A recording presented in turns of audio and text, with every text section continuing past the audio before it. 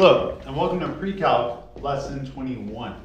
Today we're going to talk all about functions, evaluating functions, domain and range, types of functions, all sorts of stuff. So let's get started. This notation tells us that we have a function. X is the input. Remember back in the day when they gave you the little function box and they had the number coming in and they had the number coming out? F is just the name of the function. So it's not f times x, it's f of x. X is the number going into the function and then you're doing something with it. So the recipe for this function that they give us is x squared plus x minus 10. So what I'm saying is that whatever number I put in here, so let's say I want to evaluate f of 5, that number I am going to square it. Then I'm going to add it to itself, and then I'm going to subtract 10. Right? I do whatever this number is, I take it, and I plug it in there and there. This is just like those problems where they said evaluate this when x equals 5. Same deal, okay? You guys have seen that problem a million times before, where they say evaluate this expression when x equals 5. You plugged in 5. You were a happy camper. And you are done. But now we're going to use function notation. So f of 5 equals 5 squared plus 5 minus 10, which is 25 plus 5 minus 10, which is 20. No big deal. It's just a notation that you really need to be familiar with because it's never going away. So let's do another one. Now we're going to call f. It's okay to call it the same letter. It really doesn't matter. As long as we know the context of the problem. X squared plus 1. Now, here's where it gets tricky. Instead of plugging in a nice clean number, they're going to ask me to plug in x plus 2. The same process applies, okay? I know it's a little weird to plug in x plus 2 for x because you're like, what? Wait, x can't equal x plus, x equals x. Don't overcomplicate this. This is people take this to extremes and do all sorts of weird things. You're plugging in x plus 2 every time you see x, okay, in parentheses. So in parentheses, if I were to write out the one and only step for this problem, in parentheses, maybe I should write it out.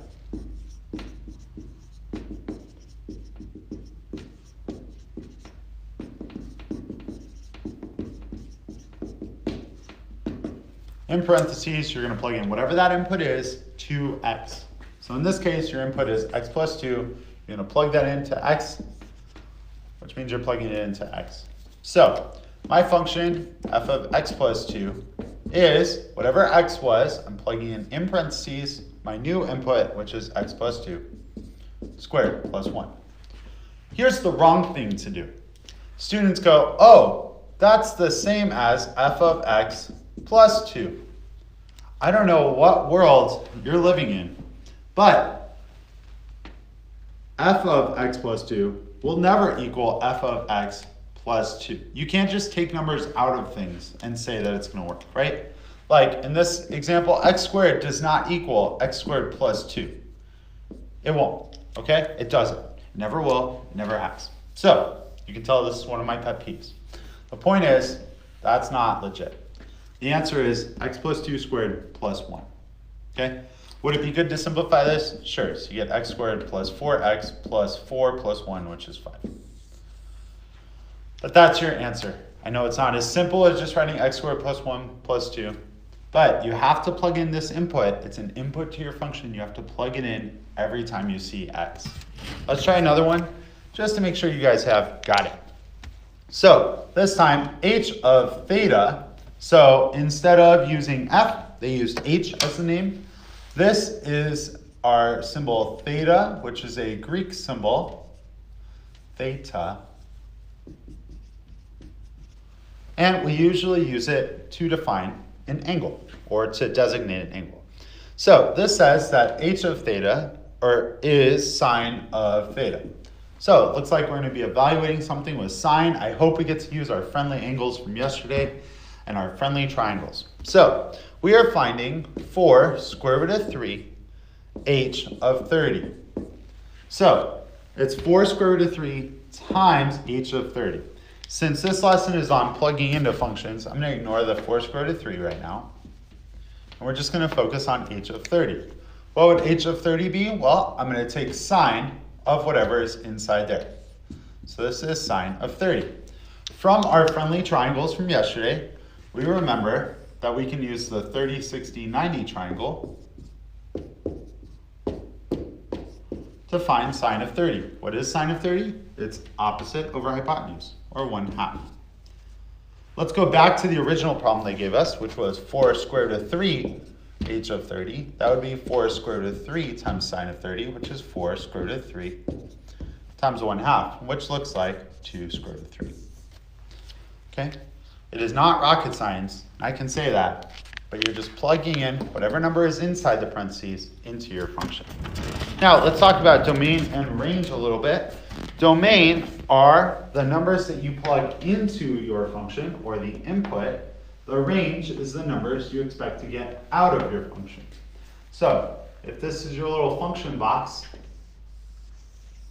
let's call it f of x, and it gives you some number out. This is your domain, which is all the allowable inputs to your function, and this is the range, all the allowable outputs to your function, or every output you could possibly get.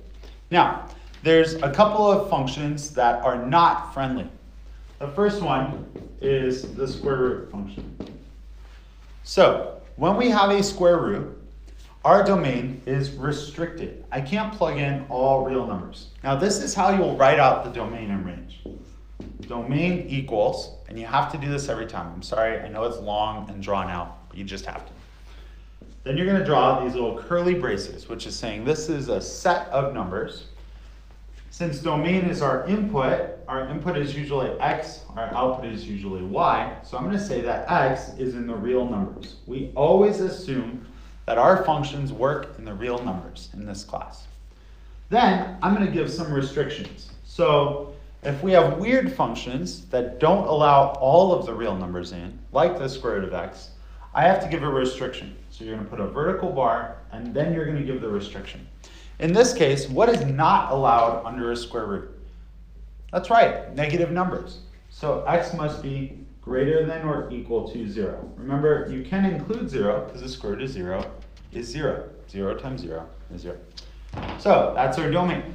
Now, what kind of numbers am I going to get out? Will I ever get a negative number out? No. So I also have to restrict my range. Y is in the real numbers, so the numbers I'm getting out of this function are real. And y must be greater than or equal to 0. You can also find this by graphing on your graphing calculator. You'll see a graph that looks like this. To find the domain, you basically smush your function down to the x-axis, and you get this. If I were to write that out, I would say x is greater than or equal to 0, which is exactly my restriction. If I were to smush it onto the y-axis, that gives me my range. So in this case, it's all y values greater than or equal to 0. So that's where I got that from. Okay? So anytime you have a square root, whatever is inside the square root must be greater than or equal to 0. Whatever is outside the square root, or your output, will give you numbers greater than or equal to 0. Now, sometimes they like to do strange things and change, actually a lot.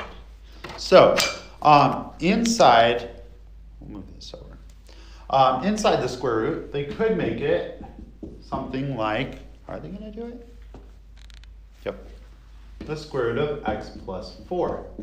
So instead of it just being the square root of x, it's now the square root of x plus 4. How do I address that? Well, instead of saying x is greater than or equal to 0, I'm going to say x plus 4. Everything under the square root gets plugged in there, just like we did with the other functions.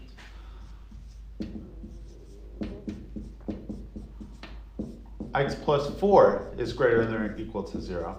And I can simplify that, so I solve for x by subtracting 4 from both sides. So this is going to be, I'll write that up there, If I subtract 4, I get x is greater than or equal to negative 4.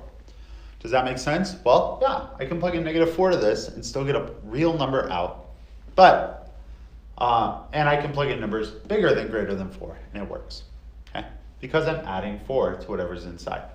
Let's talk about the range. Sometimes on these, you will especially have to graph them just to see. But I look at my domain and I see, all right, cool, what happens if I plug in negative 4? Well, I get 0 out. So it looks like my range is unchanged. But just to confirm, you can always plug it into your graphing calculator. What you'll see when you do this is that this is a normal square root shifted 4 to the left. So if I smush it down, I know that's such a strange word. If I smush it down to the x-axis, like flatten it like a pancake, I get this on the number line, which would be x is greater than or equal to negative 4, which is that guy. And if I smush it along the y-axis, my lowest y value is still there, so y is greater than or equal to 0. Okay? Now, the other ugly function that they're going to give you, one of them is square roots, the other one is 1 over something. So, what do we not allow in the denominator? That's right, good job. We don't allow 0 in the denominator. So, let's say our function is 1 over x. What's the domain and range? Well, I know that I cannot plug in 0 to the denominator. The general rule, again, whatever's inside a square root must be greater than or equal to 0. For the denominator, it cannot equal 0. So my domain is x is in the real numbers. Honestly, if you don't even like get the problem right or understand, or you write out domain, x is in the real numbers, range, y is in the real numbers, you'll probably get a lot of partial credit. So at least write something, even if you're like scrambling for time. These are usually at the end of the lesson, so it's a little bit harder, but you've got this. So my restriction is that x cannot equal 0. Okay, x will not equal 0, but I can plug in anything else and it's totally fine. What about my range? This is a little bit tricky. This function looks weird, acts weird, everything about it's weird. So let's look at a graph. So it gets closer and closer and closer to the x-axis, but never touches it. It gets closer and closer to the y-axis, but never touches it. So that's where we get our x cannot equal 0. But if I were to smush it, again, I hate saying that word, but I'm going to keep saying it. If we smush it this way like a pancake, it doesn't ever touch this. So I have all of these points and all of these points, but I don't get y equals 0. So my range, and sometimes you just need to look at the graph, y cannot equal 0. All right, now let's try one more, and I think we have more after that. Woohoo! So let's do now f of x equals 1 over x minus 2. So in this case, instead of having x on the bottom, I have x minus 2. So I know that x minus 2 cannot equal 0. So my domain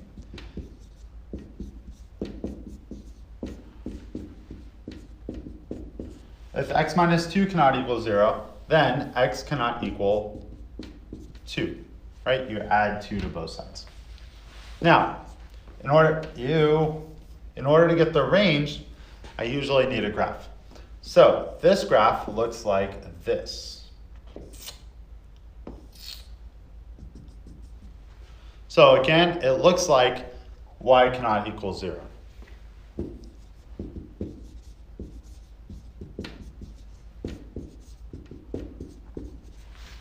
I know this is a long lesson, so I appreciate you bearing with me. One interesting thing is that I guess John Saxon, when it was a rainy day, he couldn't go out and play golf. He wrote longer lessons, and then when it was like a good day for golf, he would write shorter lessons. I also want to talk to you guys really quick about what things you take into your life and what things come out of your life. Just like functions, whatever they take in is going to produce their output. when we take in things of this world, when we meditate on those things, maybe even things that aren't true, when we meditate on things that lies that the enemy has placed in there, then what's going to come out of our lives? Probably things that are not true, probably lies, probably like not fruit of righteousness, not fruit of the Spirit. But instead, as you take in God's word, as you take in like good godly counsel, good godly music, movies, TV shows, like that's going to change what comes out of your life. Okay? The Bible says that it's not what comes into your life that defiles a man, but what goes out.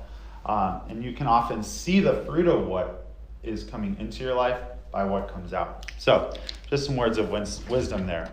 Last thing we're going to do is we are going to, this is not the last thing. I keep saying that. I'm sorry. So, let's find the domain and range of this function. This time we're combining both of these. So, I know that when I have a square root, that number must be greater than or equal to 0. I also know that when I have a number down here, that cannot equal that number because it's in the denominator. Now, when I combine those two, my domain is going to look something like this. X must be greater than or equal to 0, and x cannot equal 2. Now, be careful. Sometimes it will do things to trick you. If you've already said x is greater than or equal to 0, and then you're telling me x is not a number that's like a negative, I don't care. So don't put it. Okay? But here, x is greater than or equal to 0 would include 2, so I have to tell them, hey, don't include 2. If this was positive 2, and x could not equal negative 2, there would be no point in including that because I already said x is greater than or equal to 0. So just be careful about that. But let's go back to this problem. What's the range of this problem going to be? Honestly, again, you're probably going to have to graph it to figure that out. The graph of this function is going to look something like this. Again, graph it on your graphing calculator. So if you, marker, got this on. If you smush it this way, you see that the only point x is greater than or equal to 0 doesn't cover is that one right there, x equals 2. So we got rid of that. If you smush it on y, it looks like you actually get everything because we have 0 here, we have all of that, and then over here we have everything else. So in this case, the range is simply y is in the real numbers. So pretty easy stuff once you graph it. Now, what is the definition of a function? I know, this lesson just keeps on giving.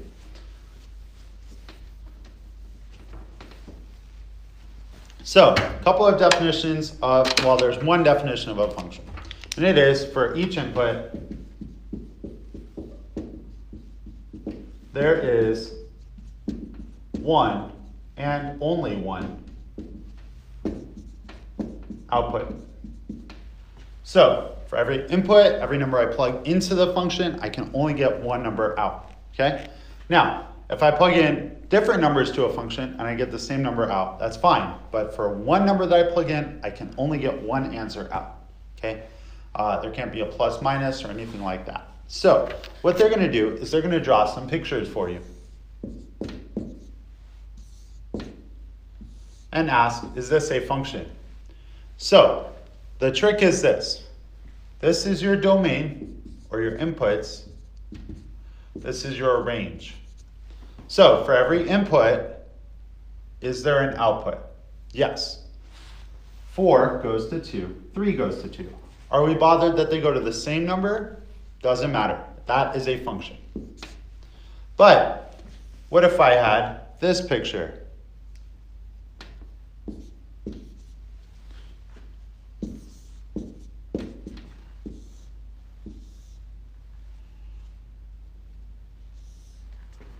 So 7, when I plug in 7 to my function, I get 3 out. When I plug in 5, I could get 3 or 4.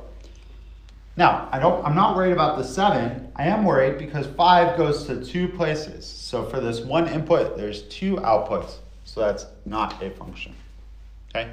Similarly, if I had maybe a missing one, 5 doesn't have an output, that is not a function, because for every input in the range, there is not an output. They're also going to give you this in ordered pair form. Remember, ordered pairs have x first and then y second. So what you're looking for is to make sure that each x has a y to it, but only has one y value. So let me give you an example of this gone wrong. So they're going to give you a set of ordered pairs like this. 1, 2, 2, 3, 1, 3, 4, 5. Now, is this a function? Well, what I'm doing is I'm going to look at each input, so 1, and make sure that only 2 comes out. So when I plug in 1, I should get 2. Here, I plug in 1, and I get 3. So that's not a function. But if this was maybe 3, 2, that would be okay. Why? Because each input has one output. 1 goes to 2, 2 goes to 3, 3 goes to 2, 4 goes to 5. I'm looking at the first number and making sure that there's no repetition of that number going to other numbers. So with that, we'll also have tests for functions when they're graphed. And so there's 2 tests that you should know of. So when you see a graph, you can test to see if it's a function using the vertical line test. So you take a vertical line and you run it across. If it only ever touches at one point, then it's a function. Okay? So, vertical line test is a test for functions. Now, if you have a function, like this one is, because the vertical line never crossed more than once, you can do the horizontal line test. And that tells you if it's a 1-to-1 function. That's kind of like going backwards. Every output only has one input. That's not always true. And in fact, in this function, we see that it fails the horizontal line test. At this point, it crosses at 3 points. So it's not a 1-to-1 function, but it is a function. Now, let's look at a different one. So for this graph here, tell me if, oh, that marker cap's gone. Is this a function? Well, what we're going to do is we are going to do the vertical line test. When I put a vertical line up to this function, I notice that it crosses at 2 points. So this is not a function. And that, my friends, is a very long lesson 21.